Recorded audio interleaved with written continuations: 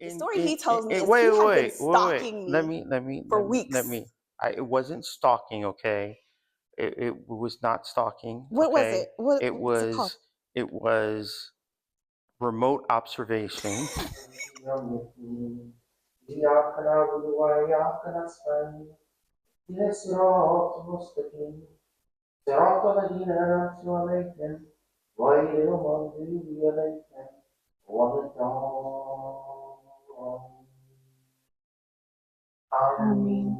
What are we looking at? What are you showing me? So this, of course, is U.S. So what's here right now is this one. Wait, no. Above it, this one.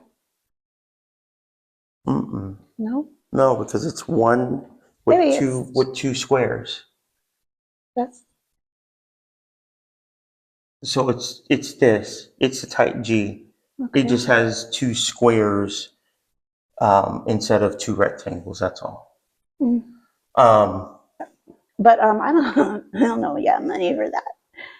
And that means that the way that they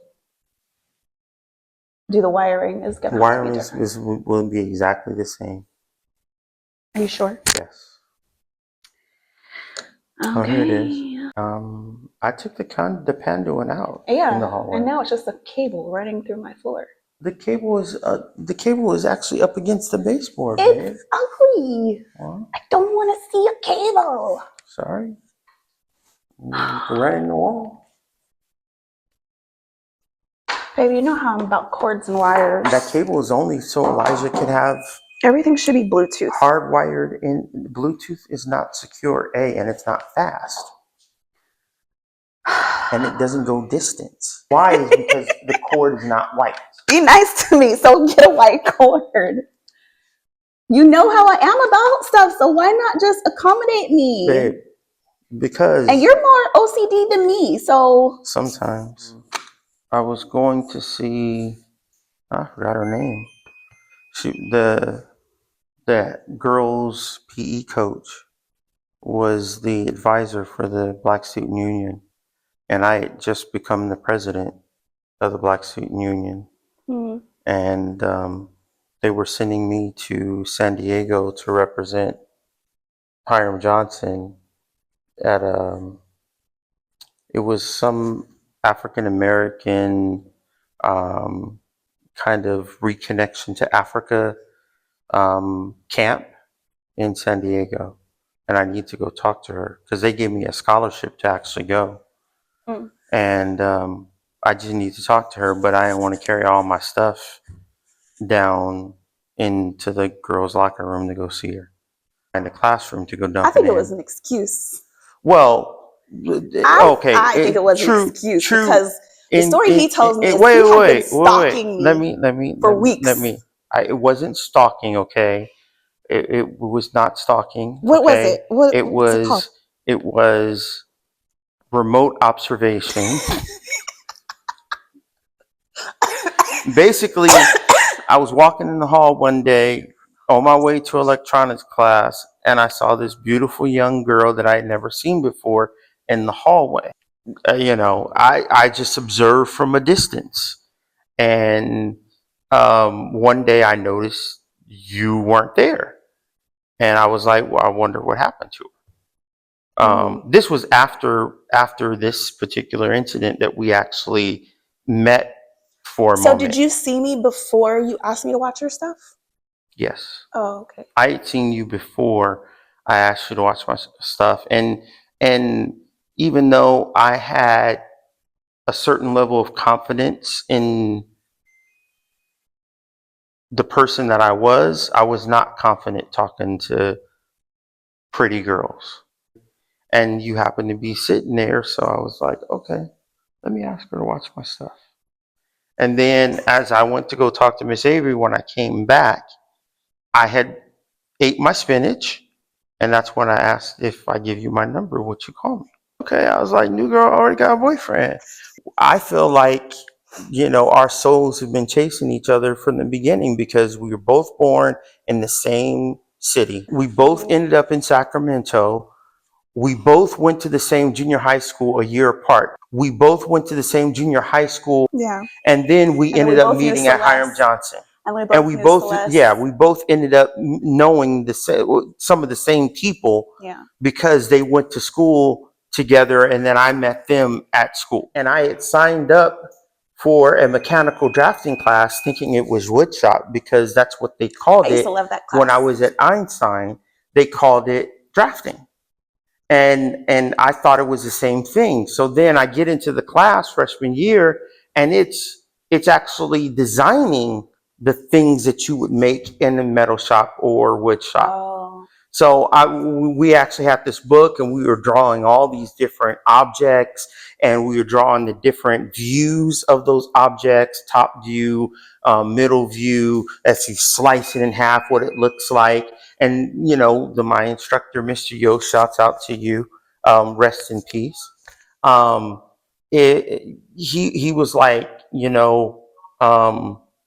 I enjoy teaching this class, but they only give me 2 periods of it, and they make me teach art the other 4 periods, which is fine, but I'm not really an artist. I'm a licensed architect.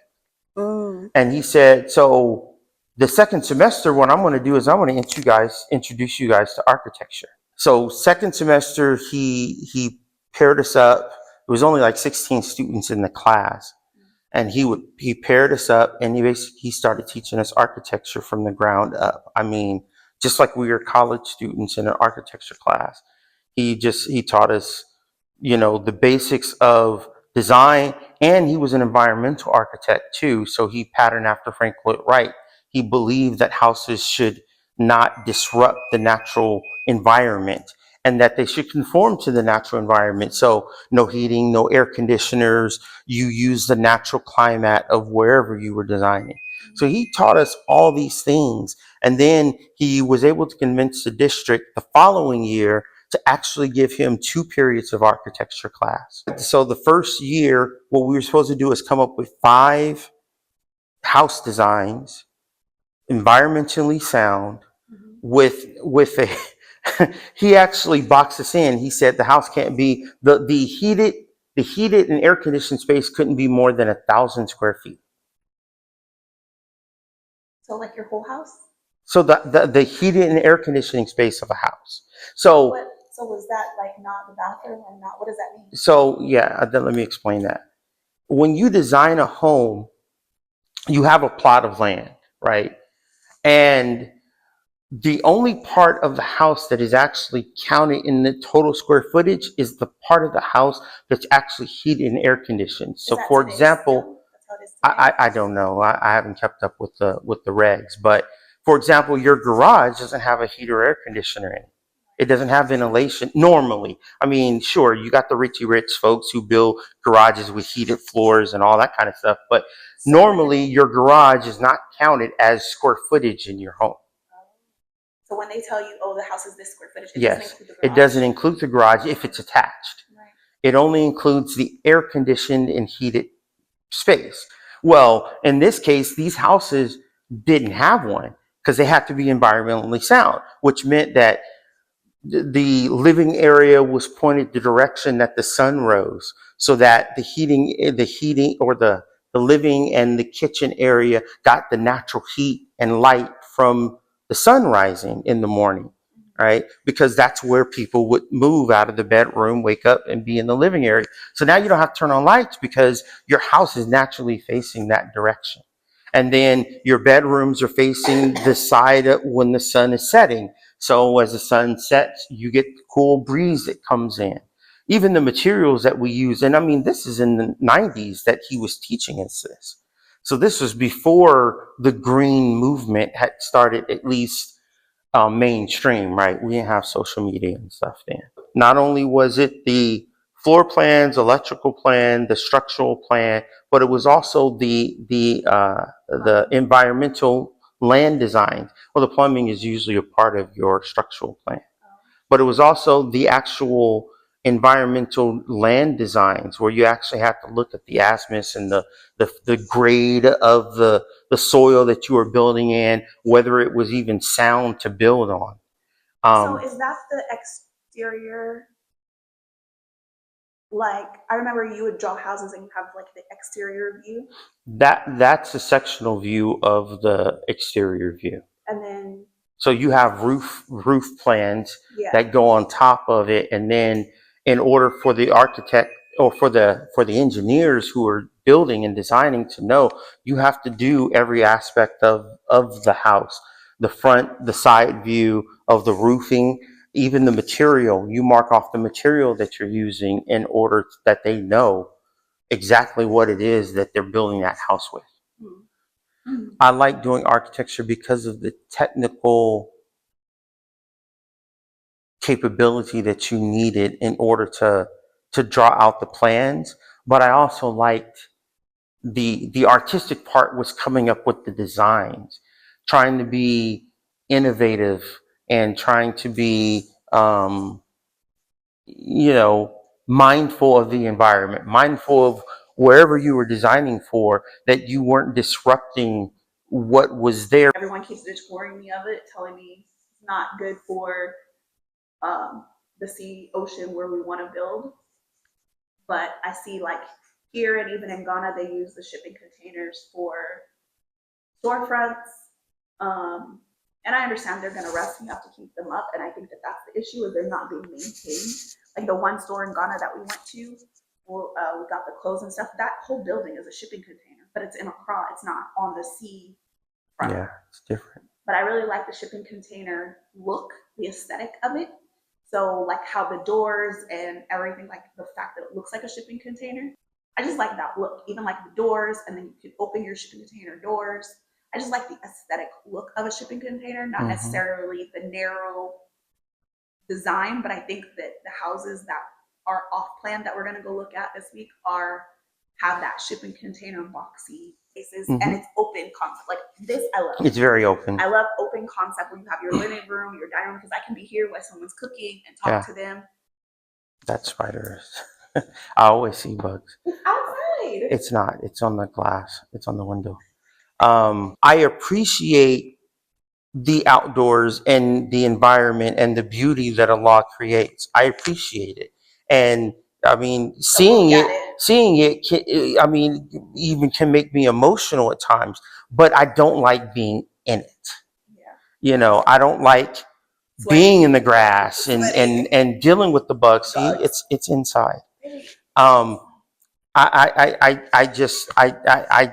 don't like it. I don't like the mosquitoes and the gnats and, you know, yeah.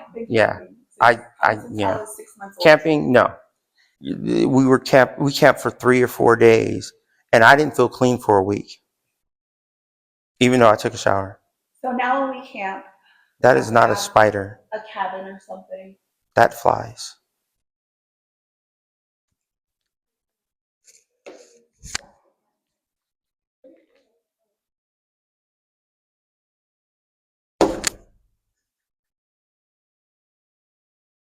I don't know if I got it.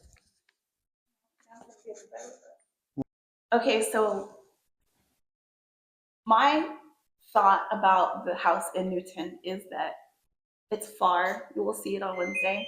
Far from town. It's near Waterloo, which is another main town, but I'm not familiar with it. And then there's here. So I got this Airbnb here because I wanted to get to know this area. The land that I was looking to buy was up on a hill similar to this, near the waterfall. And then there was another plot of land, so they call it town lots. That's down here at the bottom of the hill. It's sold. It's also here in Sussex, so we're in Sussex. It's at the bottom of this hill down the street. It's sold. But then there's another lot. I think it's maybe 6 acres or 6 town lots. I think it's 6 town lots. That's near Bury. I think it's called Bury, which is a little bit past River Number 2 Beach.